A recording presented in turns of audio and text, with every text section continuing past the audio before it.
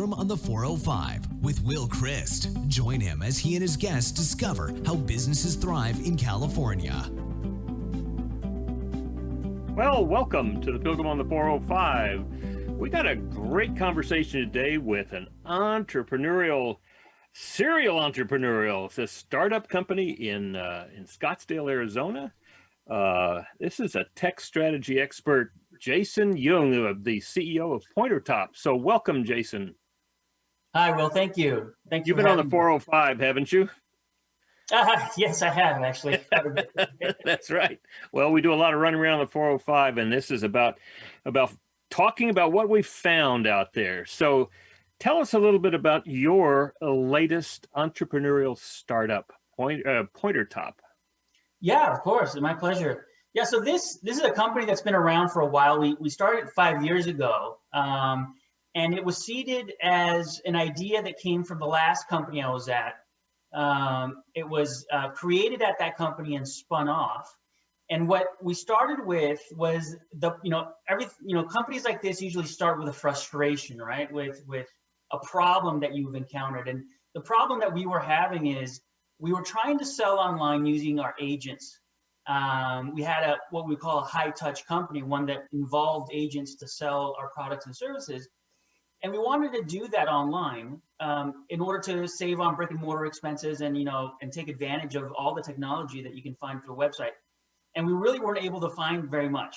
Other than chat, you weren't really able to sell online using your agents. And so, after quite a bit of research, we wound up having to invent our own. We created a platform, we call it PointerTop, had it patented about 2 years ago.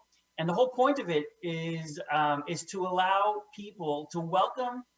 companies to welcome their web visitors to their websites, just like they would when they're visiting, their offices.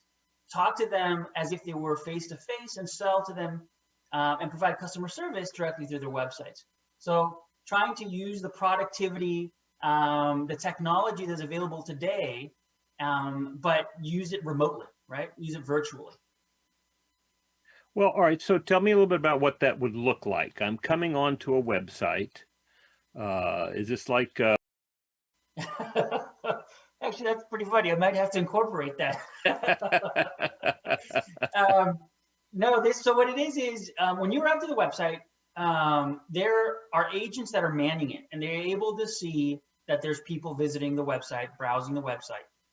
From there, the user can generate a call. There's using a call button or a call link, and that will generate a call directly to the agent through the website, just like it's the same technology as web conferencing.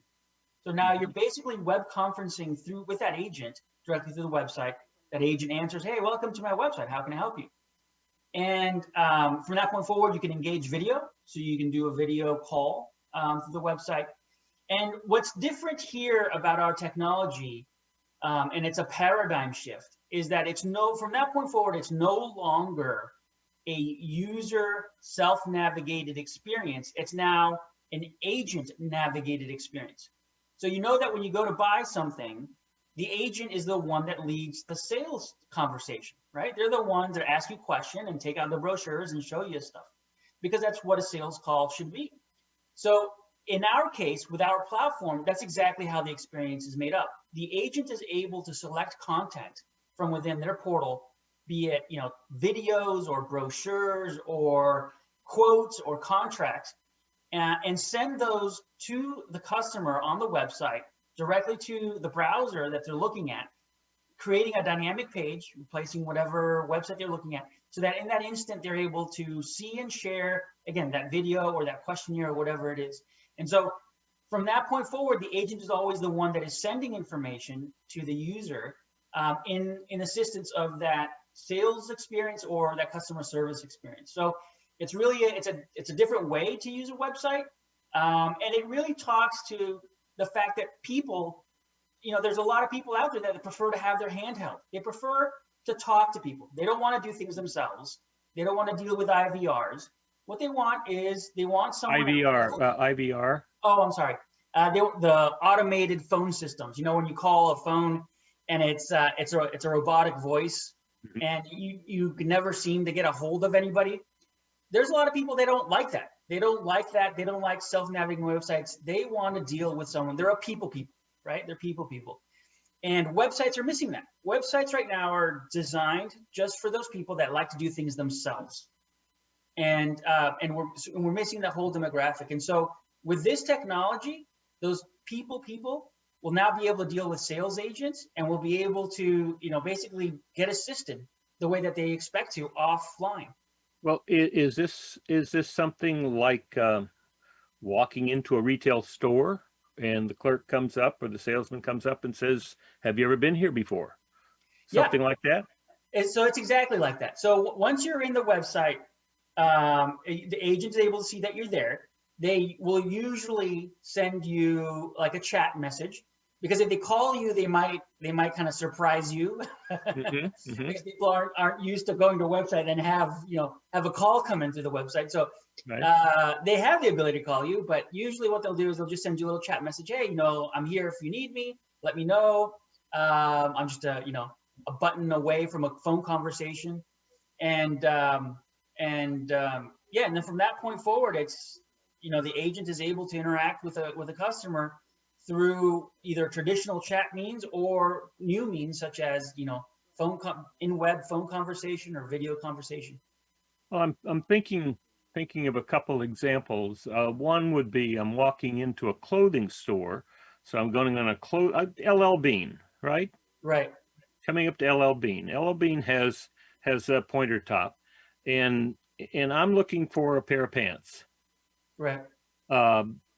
It seems to me, what I'm imagining is that the LL Bean salesperson could say, "Oh, well, let me show you," and takes over and begins to show me, maybe in the catalog, maybe he's got samples, but somehow he is demonstrating to me as he would if I were in the LL Bean store in Albany, New York. That's exactly right. So that's a really good example. Like, if you were to shop llbean.com versus Macy's.com versus Nordstrom.com, if the prices are the same and the products are the same, there's no difference. There is no differentiation online because there's no service differentiation. There might be a little bit of differentiation in terms of different colors. And LL Bean's cool because they're from Maine. Different, okay. Yeah, I'm not too familiar with them, but in general though, online there really isn't that much difference if you're selling the same products. So now in the real world, right, Nordstrom's is very different from Macy's. Nordstrom has its Nordy way. It's a different type of customer service, right? And I'm sure that LL Bean has a different type of customer service, but you don't know that by visiting their website. With Crosstop, you will. Why? Because now you're able to talk to someone through the website. So for example, Nordstrom, they're known for having people that will help you purchase, that will help create ensembles for you, right? If Nordstrom had Crosstop and you went to the website, you'd be able to tell them, hey, I'm going to a wedding and I need, this kind of a suit, this color. And the agent might be able to put an ensemble together for you, show it to you, either by sending you the actual articles of clothing or showing you a video or turning on the camera, and then booking an appointment for you to come in and try it out. That's a very different experience to someone that doesn't have Crosstop, because now you have the service portion in it. And in retail, service is a big part of it, right? Service is a very big part of the retail experience. Well, so let me give another example. Let's suppose that I'm not that familiar with repairing my bathroom. And what I would do is I would drive from here to Home Depot and I would take the pieces in and I would say, what do I need to do here?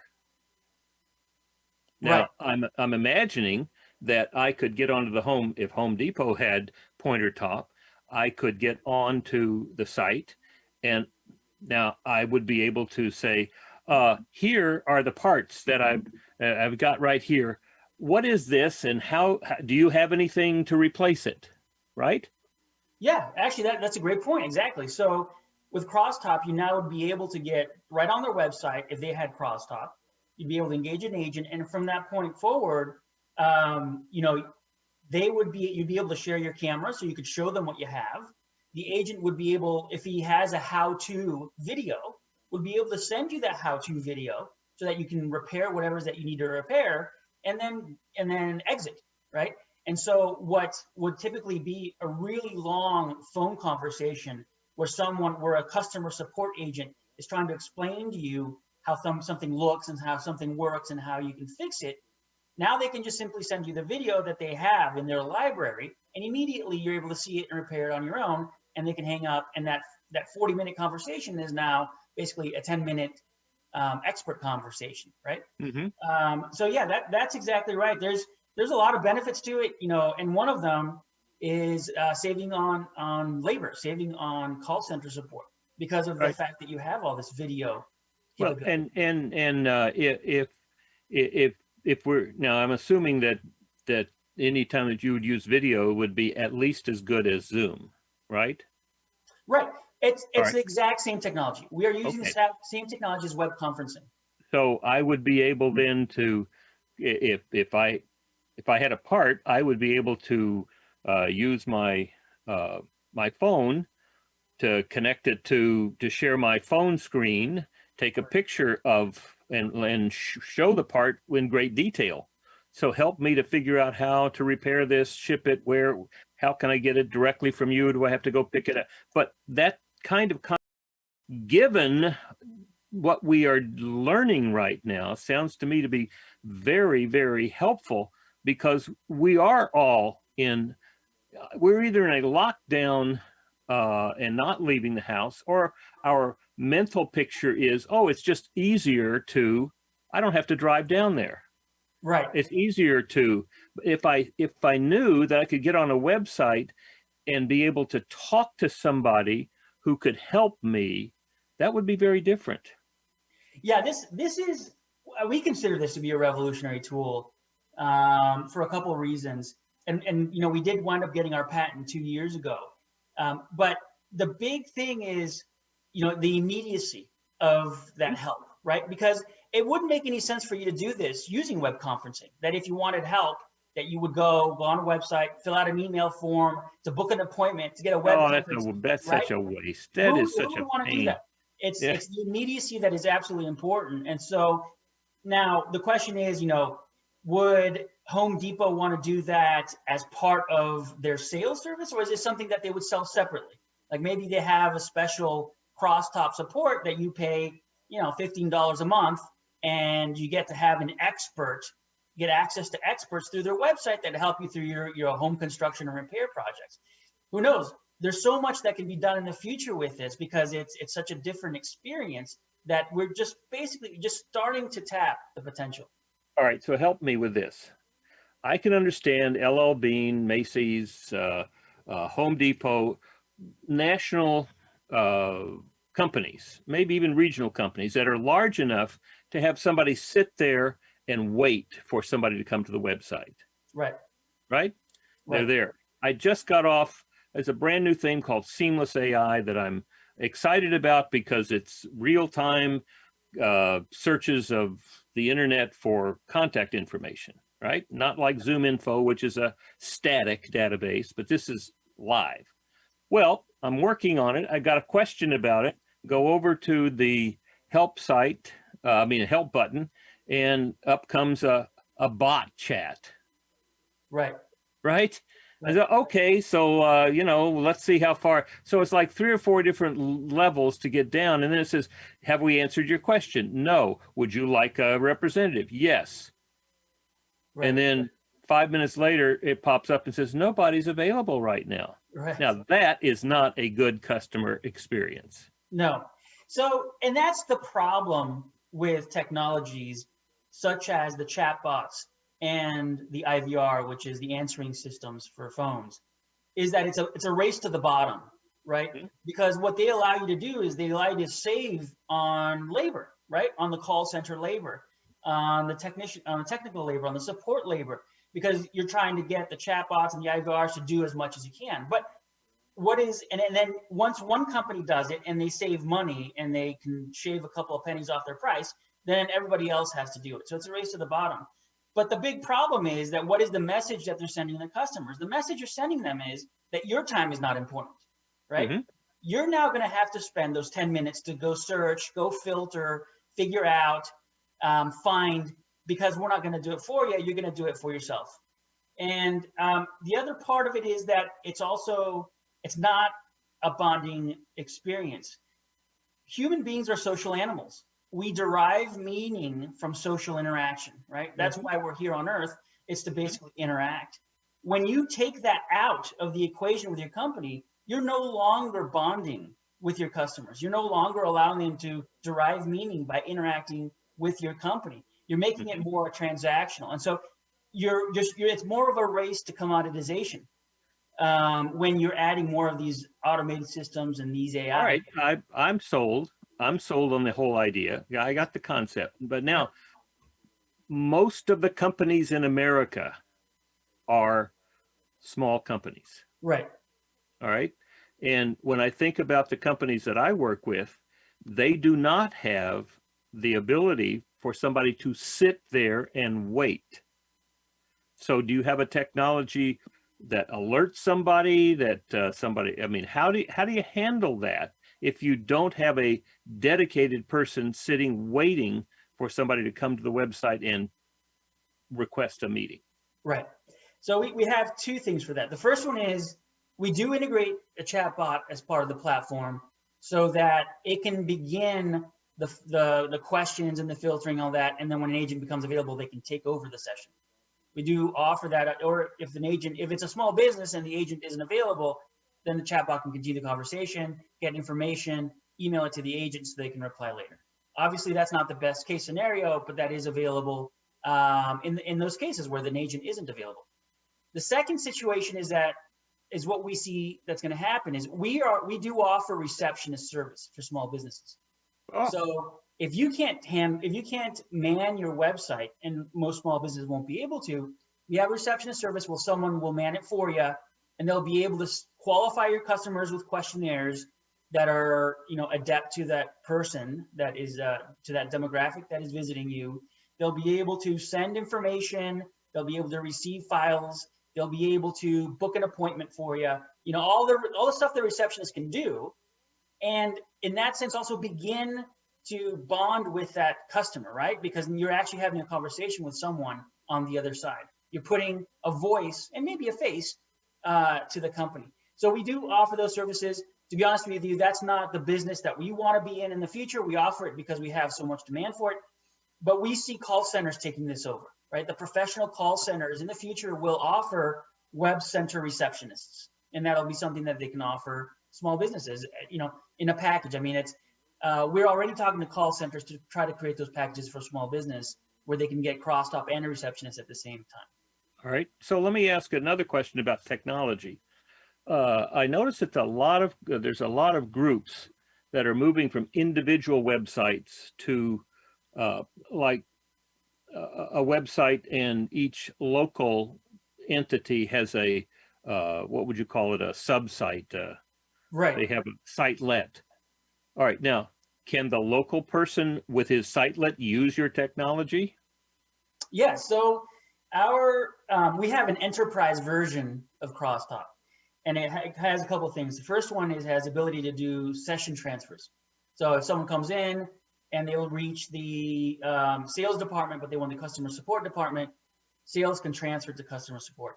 That's one part. The second part, which is the one that you're talking to, is we call them marketplaces, but it's basically, it allows for a company to have multiple different crosstalk platforms on web and website, so that if someone comes in and it's maybe specific to, let's say, a zip code, a geography, you can ask the user to put in what zip code they're in, and then it can transfer that session to the right agent depending on where they are in the country. Or vice versa, you can have your one crosstalk portal, and you can have it in multiple different websites and multiple different landing pages and subsites. So it's just a matter of taking your widget of code and putting it in the page that you want it to work. So we do offer that in those cases where, you have those big companies and they have multiple online properties. So where are you in the in your technology development plan? Are you 100% ready to go? Are you developing it? Do you have beta tests? Where are you? We are, no, so we're 100% ready to go. We've been selling this since last year. It has taken us 5 years to develop this, and most of that has been in alpha testing. Just because since it's such a brand new way of dealing and operating online, we really needed a lot of feedback. We had a lot of pivots from alpha customers that were, nope, this doesn't work, and this does, and I'd rather if you do this. And so that's why it's taken us this long to get here. But we are extremely happy with where we are right now. Our customers, our clients love it. The feedback has been great. You know, it's one of those wow moments for their online visitors where it's like they're on a website and all of a sudden they're talking to someone straight to the website, and you know they forgot to sign something, and all of a sudden the contract pops up on their screen and they're signing it, and within 3 minutes it's like they took care of something that before was a 20-minute conversation with emails and junk mail folders and all this stuff. It's a huge wow experience for our clients. And so yeah, no, we're very happy, but like it's taken a lot of work to get us here. Good. So what have been some of the struggles that you've seen along the way, the last 5 years? What have been tell me some stories about struggles that you had that you overcame. So, you know, one of the first iterations that we had, we weren't going to add the phone in it. We didn't think it was important. The way that people would interact was mostly by chatting and then just sharing the content. But, you know, it's the experience that we had with one of our alpha customers.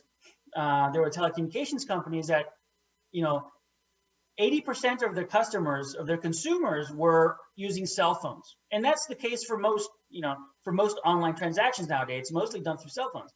A small minority is actually through PCs. And chatting through a cell phone is very obnoxious, right? Because it's not fast compared to kind of typing on a computer. And you know, 90% of their interactions, the consumer would say, "Can I just call you, or can you call me?" Because they would just get so annoyed by having to type through what was typically a 40-minute sales conversation for them. So, you know, very quickly we realized we have to integrate the phone into this. You know, the chat feature is great for quick questions, for quick support questions, but it is not doable for a sales conversation. Mm-hmm. Okay. All right. So how in your company, how did you make that pivot? Was that a struggle? Was that, you know, 3 people come and say, we need this, and you do it? How did you make that decision? Well, you know, it's luckily for us, I mean, it's a startup, so it's a very small company. It's just basically, you know, when it comes to larger pivots, it's a matter of, yeah, you get the board of directors together and you present your ideas. And if you have to do a big pivot, then it's a matter of getting them to buy into the process and buy into the change. But again, you know, with a small company, we're talking about 3 members of a 3-member board of directors. You can convene pretty quickly and make those decisions. The smaller ones, you know, that's just something that I can do myself, make an executive decision and move forward to it. But really, it's when it comes to something like this, which is a new experience for both the client and the consumer, we are always constantly seeking feedback from both, questioning surveys from our clients and from the consumers that are, you know, the web visitors that are using the technology to figure out kind of what tweaks we need to make this more useful, more effective. You know, I have an example. We have a motorcycle dealership as a client, and during the pandemic, they had to close their showroom for a couple of months. And then, of course, you know, they were desperate. I mean, it's for them to close a showroom. That's a huge problem. And so what they wanted to do is to maintain an agent inside the showroom. The showroom was closed, but maintain an agent inside the showroom so that they could show the inventory that they had. We didn't have video.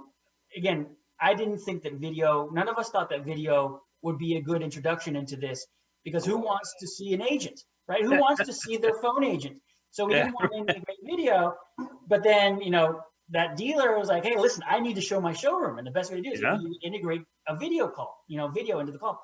So this was very quickly got together, talked to the developers, rushed this through, and had it out the door for this dealer who was in big pain at the moment. And we're able to do it very quickly. And he was just ecstatic that even though his showroom was closed, it was still open for cloud Yeah. business. Well, and you could share the screen with your phone and walk Exactly. around showing them with, right?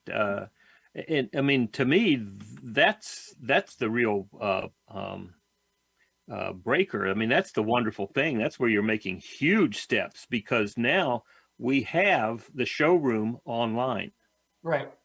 and not just a video of it that's there on demand, but you have the opportunity for that salesperson to walk up and say, what do you want? How Right. can I help you? Have you been here before? What would you like to see? You Right. must be looking for something. And it's the same thing as walking into this, or it can become the same thing as walking into the store. Exactly. And it, sometimes people ask me, well, why isn't this around? I mean, how could this be new? Why hasn't it been around for the last 10 years, right?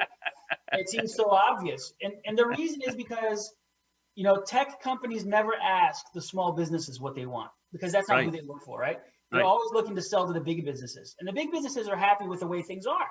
They don't want big transformations, right? They just want little transformations where they can save a little bit more money and capture or give a little bit more value. But it's the Right. small businesses that need to stand out using their customer service, because that's the only way they can, right? I mean, not the only And way, but who is it that's been under the biggest impact in the pandemic? right. Small Small business. businesses. I mean, the Exactly. big businesses. Hey, I saw something from Robert Reich yesterday that said, if the major, let's see, what was it? If that something like, if the major companies and wealthy individuals, they have the potential to give $3,300 to every person in the United States, only on the increase in wealth in the past 20 months. It was enormous. They're doing fine. But the small businesses, if you shut the doors, they're gone. Yeah. But with this technology, if this had been in place, they could be there waiting. Now, is there a way to get a notification to a text that somebody's on my website? Do you provide that? Yeah. So when you're on the website, so I'm sorry, when the agent is on the portal, he doesn't have to sit there staring at the screen. He can Mhm. just log in using his browser, minimize it, and when someone arrives at the website or tries to call in or requests information, then you get the computer will send you a little notification, as well as, ring, give you a little ring-a-ding to let you know. So you don't have to be staring at it the whole time. You can just kind of Right. minimize it and go back to work. And then when someone comes in, just kind of like when someone walks into your store and they open the door, there's a bell that goes off. It's almost exactly Right. the same thing. So could somebody use this from their cell phone? The agent, could the So agent use it on a cell phone? right now we don't have the ability for them to use it on the cell phone, because the contents behind it is so, well, there's just so much of it. I mean, we have 7 different tools, storyboards. There's a lot behind the portal that you can't fit into a cell phone screen. Number one. Number two, it's very important that the customer experience be as high quality as possible. Right. So we don't Right. want to risk an agent being in an area where they get poor service, and all of a sudden your conversation with your customer degrades, right? And you leave a bad taste in their mouth. So currently we don't have a cell phone application for it. It is something that isn't under our radar to look at in the future, to maybe develop for small businesses and whatnot, especially. Could you get a notification on the cell phone? Yeah, to get notification and to have maybe a more minimal version of the agent portal. Maybe not access to all the tools and all the different features, but maybe like a small amount of tools and features through your cell phone that you can still take care of, the sessions and the visitors that come to your website. So that is something that's it's on our radar. It's not there right now. Right now, we're just, our big concern right now is to make sure that people understand that it's a quality experience. When you're talking to someone through the website, it sounds great, it looks great. We're focused on that piece first. And I presume that you would be able to, if you're going to use your agents, your call center, what you're using, that you would be able to say, if I'm not logged in it automatically goes to the call center. But if I am logged in, then I would take the contact. Yeah, exactly. It's all the agents that are able to see. Anyone who's logged into the system can see the people that are browsing or requesting information and take it, and it's just a first come, first served. Amazing, amazing. Well, tell me now. Now you are a startup, and startups always are looking for funding. So tell me about your funding road. What's that been like? Yeah, so for the last 5 years, this was a spinoff of a previous company that I was a head of, and we've been funded basically privately through that company. Finally, we decided that we kind of had to do a more formal separation, and we wound up raising our seed fund. We're raising our seed fund right now through WeFunder, WeFunder.com. It's via equity crowdfunding. So, I didn't know that this was possible. It's a new law that allows anyone that wants to invest in startups. You go to a platform such as WeFunder, and you don't have to be a qualified investor. You don't have to be an accredited investor anymore. Anybody can invest in startups, and this has only been around for 3 or 4 years since the Jobs Act was passed. With as little as $100, you can invest in any moonshot startup that you want. You just visit these websites and look around, and you can put $100 here to $100 there. It's an amazing technology. It's hard to believe that this law took so long to pass. That the small investors were kind of left out in the lurch when it came to investing in these great technology companies. But the opportunity is there, and so we grabbed it. We're on WeFunder.com/PointerTop. Anybody who wants to can invest anywhere in the world. So we have investors that are in Mexico. We have investors in the U.S. We have investors. I think we have some in Australia. I think we have some from Indonesia. It's incredible. It's like anywhere in the world, people can invest in your company now. It's amazing. Wow. Looks like you got $65,000, $788 raised so far, huh? Yeah. So this is our first seed round. We're kind of testing the waters with equity crowdfunding since we've never done it before. We want to see how it works. It's we already reached our first milestone, which was 50,000. And once we get to 250, we'll close it out. And then there's you can set these kind of milestones where you can give people preferential treatment for being first. And so for the first 75,000 that comes in, they get a preferential treatment. They get a better valuation. So we're pretty close to getting to that. Not there quite yet, so it's still a great opportunity. It's always going to be a great opportunity. But yeah, no, it's very exciting. It's great to see people that you've never met, who go to your website, look at what you're doing, think it's great. They leave you great reviews, and they invest in your idea. It's an incredibly satisfactory feeling. It looks like the WeFunder site is very interesting. I mean, it's got lead investor talks about it, tells how much he invested. That's really amazing. What I knew this was coming. I kind of took my eye off the ball because this whole notion of raising funds for various social efforts has been there, and also for startups, new ideas. But the whole notion of being able to invest in micro investments, that's just amazing. Really good. Yeah, this is true capitalism, right? Where you go out and you pitch your idea, and anyone can invest in it, and it's the strength of the idea that's going to matter. Because before this, it's like if you wanted to raise money, you had to go to a very small circle of investors, right? And who tended to kind of set the terms that they wanted to, and it was very difficult, and it's kind of a path tread by everybody else. With this, it's like everyone sets their own path, and anyone can join you. It's an incredible technology. And it's a global. I mean, that's true of anything. Once you're on the internet, you immediately go from very, very local to global. Right. And it's global. Yeah. Which I was surprised at. I didn't know that. I wasn't too familiar with the Jobs Act. I knew of it, but I didn't know the details. But yeah, it's a global thing. Anybody can invest in your company. Well, what I'm finding true is churches that have gone online because they couldn't be face to face, have discovered that there's lots of people coming from all over the country, all over the world to their Sunday morning services online. And at first it was like an interesting sidelight, but there are many who are discovering this is our world now. This is our congregation.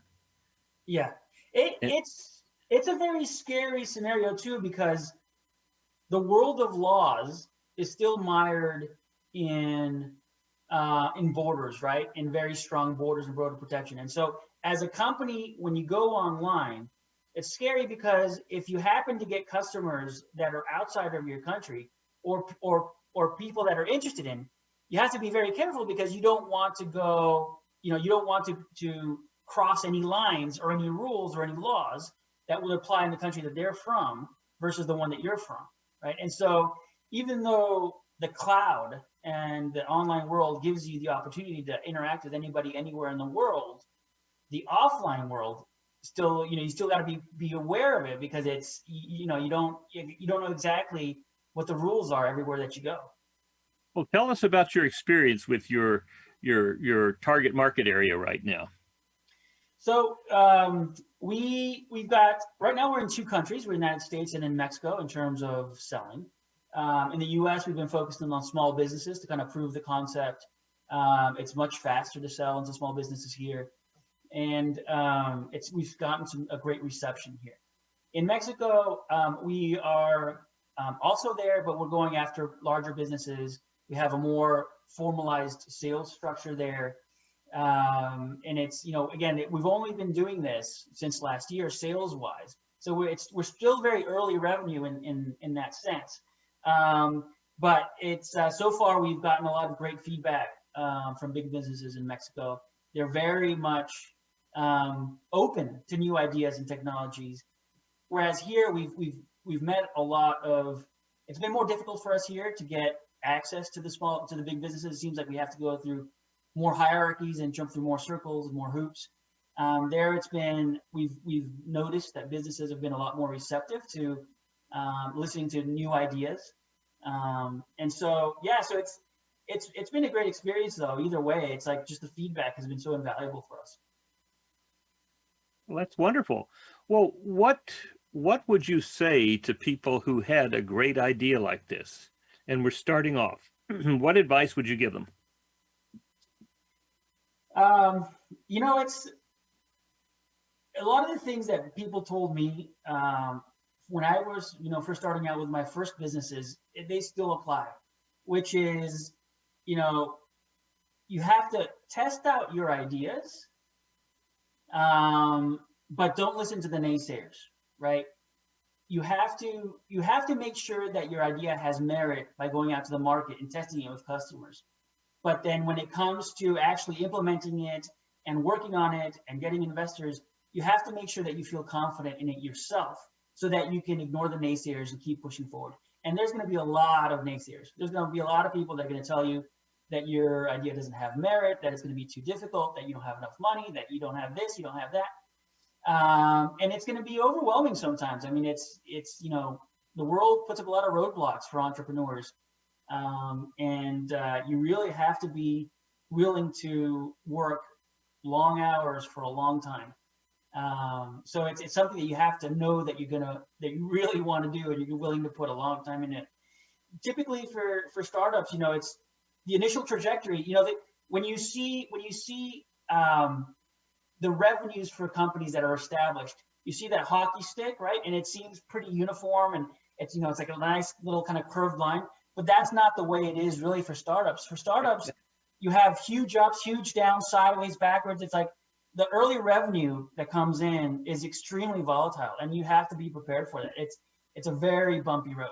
And so I'd say, it's like, just make sure that you have the support to keep going, pushing and pushing. Good.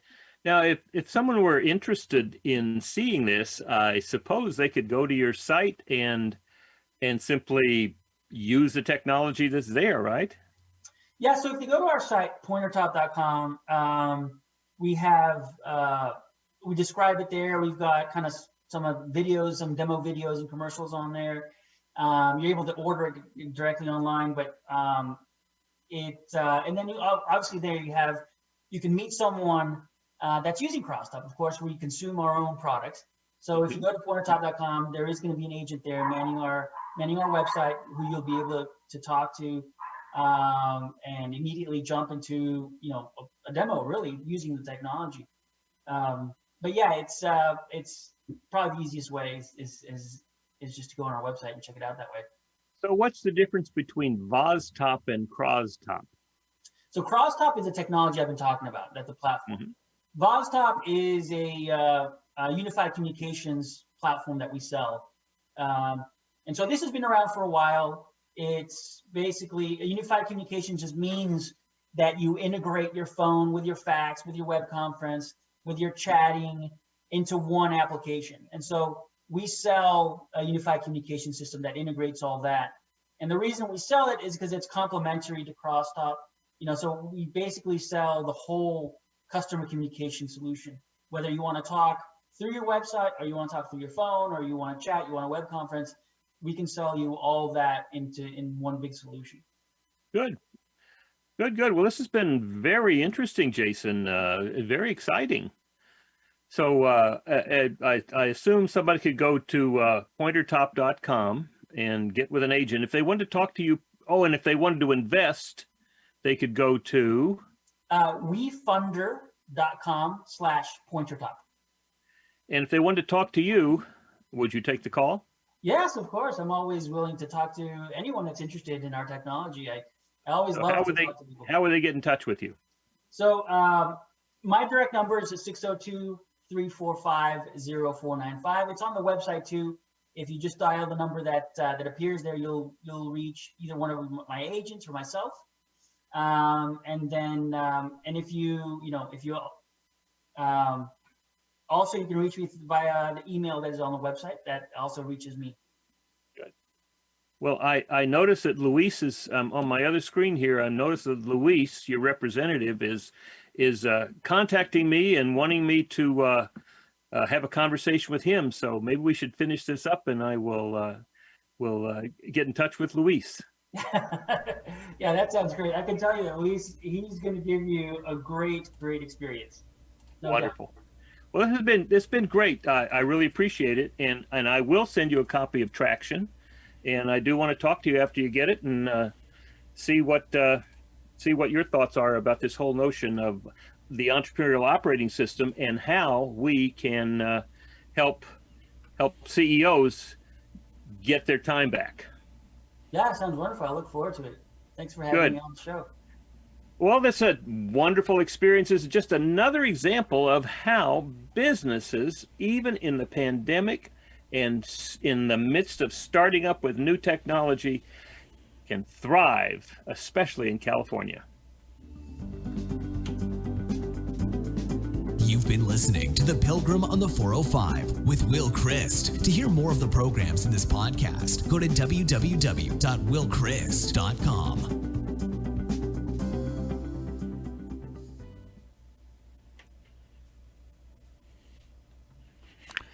Okay, and that's how we do it.